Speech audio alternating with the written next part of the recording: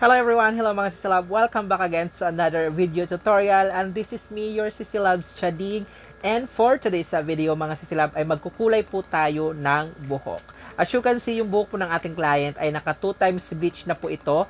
At kung hindi nyo pa po napapanood kung paano ko po ito siya na i-bleach, ilalagay ko po dito sa taas sa right side yung link nung video na yon, or sa ating description ilalagay ko po yung link dito, or simply bisitahin nyo po yung ating video section at hanapin nyo po yung review ko po ng Piaucha na bleach, dahil yun po yung process nito mga sisilab. At itong buhok ng ating client mga sisilab ay na-bleach ko na po siya ng 2 times. So, meron na po siyang pagka-pale yellow. So, ngayon naman po ay kukulayan natin siya ngayon ng ash na hahaluan natin ng gray. So, abangan nyo mga sisilab kung ano magiging outcome nito sa buhok ng ating client. So, before po tayo mag-jump sa application, please don't forget to subscribe to our YouTube channel. Click the notification bell para always po kayo updated pag meron po tayong mga bagong upload dito sa ating YouTube channel. And let's get started!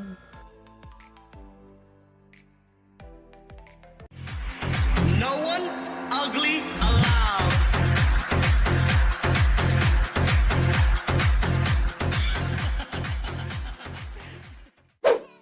Alright mga sisilab, so nandito na po yung mga gagamitin natin na pangkulay sa buhok ng ating client. Meron po tayo ditong 7-1 na gray, 0-19 na ash, and of course yung ating oxidizing cream na 6%. Ito po ay lahat ay Brgy brand. Since ang desired color ng ating client mga sisilab ay something may pagka-ash na gray, so gumamit po ako dito ng colorant na gray and ash. Then paghahaluin natin silang dalawa.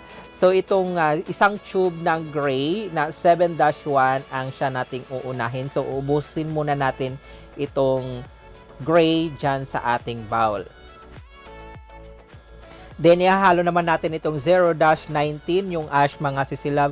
Pero, hindi po natin uubusin siya kasi yung ash nito na color mga sisilab, ang outcome niya kasi may pagka-bluish. So, papatakan lang natin or gagamit lang tayo ng mga 1/4 doon sa tube ng ating ash color. At ang ating gagamitin na volume ng peroxide natin mga sisilab is 6% lamang po. Then, paghahaluin natin yan ng maigi.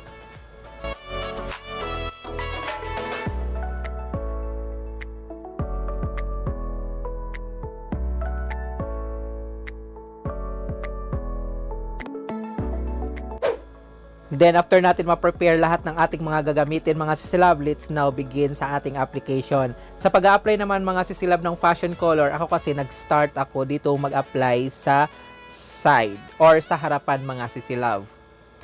Usually kasi mga sisilab, pag nagbe-bleach po tayo ng buhok, inuuna natin dito sa likod na parts bago sa harapan, which is doon yung nauunang kumulay ng husto sa likuran. So naman, sa pag-apply tayo ng kulay or fashion color sa naka-bleach hair, unahin po natin dito sa may sides or sa harapan, dahil dyan ay medyo hindi siya ganun ka-lighter kesa doon sa likod na parts.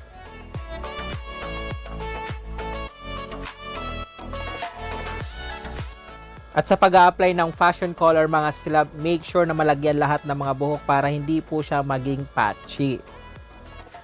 And isa pa pala mga sisilab, ang ating pong application dito ay root to tip na po, kasi yung pinaka-roots niyan ay hindi ko na po isinama doon sa pagbi-bleach.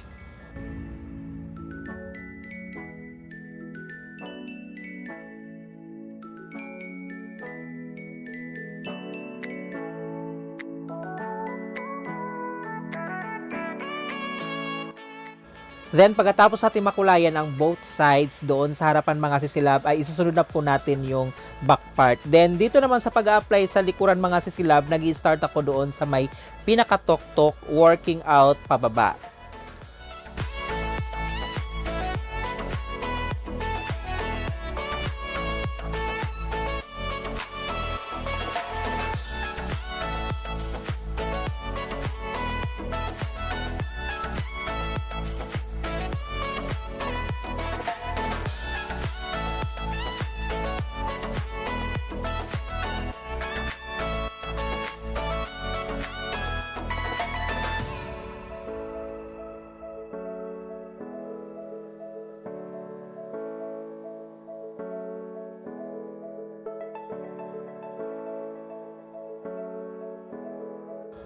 Then after ko mag-apply pababa mga sisilab dito sa likuran, ay nire-retouch ko na rin siya to make sure na lahat ng parts ng buhok ay malalagyan ng pangkulay para hindi po siya mag-iwan ng patches.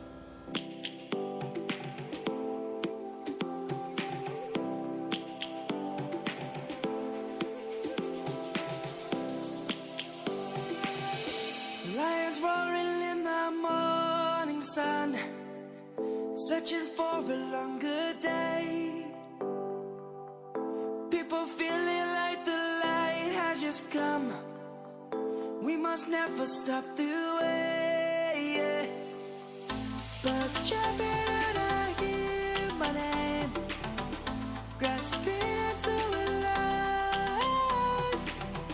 Life is happy but it's so insane. We must merely make a start.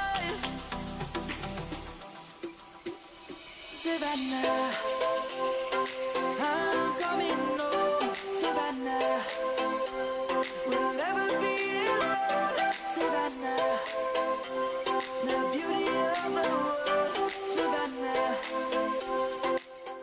And make sure na i-massage nyo rin po yung buhok para ma-well distributed po yung ating pangkulay, and avoid nyo po yung pagsusuklay para hindi po mag-rubberize yung buhok ng ating client. Then, pagkatapos natin siya ma-applyan at ma-retouch mga sisilab, ibababad muna natin ito ng 15 to 30 minutes. Then, i-check po natin siya kung kumapit na po ba yung kulay or nag-change na ang kanyang color. Then, babanlawan din po natin. At wag na wag nyo pong kakalimutan na lagyan siya ng hair treatment para hindi po mag-dry yung buhok ng ating client, lalong-lalo pat ito po ay naka-bleach. At ang ginamit ko na treatment sa kanya mga sisilab ay moisturizing treatment lang po, yung Sakura Deep Conditioning Treatment. Hindi ko po siya ginamitan ng Brazilian Blowout dahil may tendency na ma-wash out yung kanyang color pag Brazilian natin siya, lalong-lalo pa ito po ay fashion color. There you have it mga sisilab. So ito na po ang nagresulta sa ating kinulay na gray na nilagyan natin ng kunting ash. Medyo light lang po yung kanyang effect dito sa ating video dahil sa lightening. Pero dark po yan in person.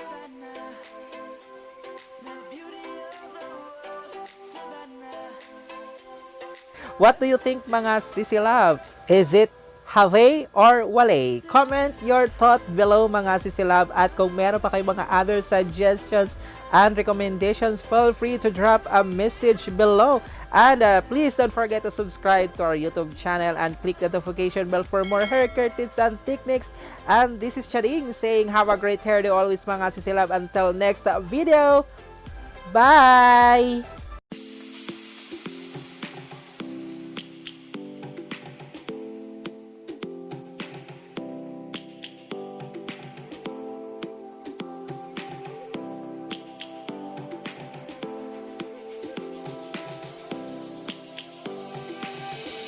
Lions roaring in the morning sun, searching for a longer day. People feeling like the light has just come.